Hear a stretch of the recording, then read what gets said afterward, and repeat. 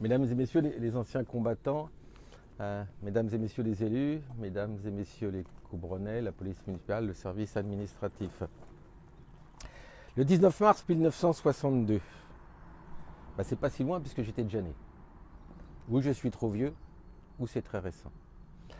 19 mars, c'est la fin, comme tu disais tout à l'heure, de la guerre d'Algérie. On a eu beaucoup de mal à sortir le terme guerre. On disait les événements d'Algérie. Ces événements, vous le savez, c'était la suite de la Deuxième Guerre mondiale. Donc une nouvelle guerre qui arrivait. Et là, mon message, je veux le passer aux va-t-en-guerre. À certains qui pensent que la guerre est une solution. La guerre n'est pas une solution.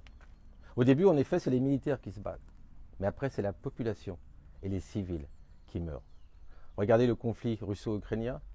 Regardez le conflit israélo-palestinien. La Deuxième Guerre mondiale, que je veux rappeler à certains, a fait 45 millions de civils tués. Et c'est terminé seulement avec l'usage de l'arme nucléaire à Nagasaki et à Hiroshima.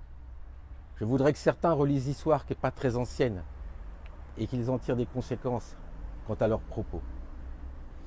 Revenons à cette guerre d'Algérie. Ton témoignage est poignant. En effet, vous y allez là-bas, mais vous ne savez pas trop pourquoi. Et ce qui s'est passé là-bas, c'était en fait suite à la Deuxième Guerre mondiale, une volonté de décolonisation du monde entier. Alors oui, il y a eu 30 000 Français tués, 300 000 Algériens. Et comme tu le disais, des harkis, 60 000 harkis de tués. C'est vrai que dans une guerre, on dit qu'il y a des guerres propres, il n'y a aucune guerre qui est propre. Toutes les guerres sont sales, toutes les guerres.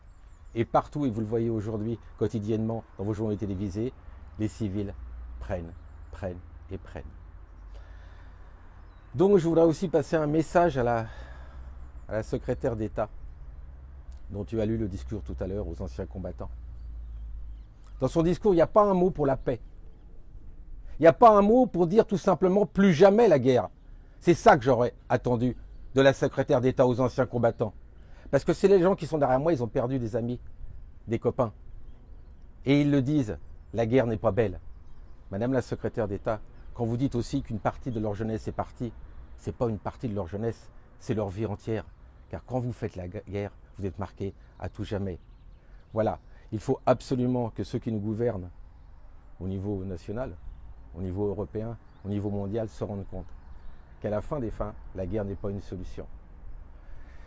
Chers amis, que vive la France, que vive la République et surtout, que vive la paix.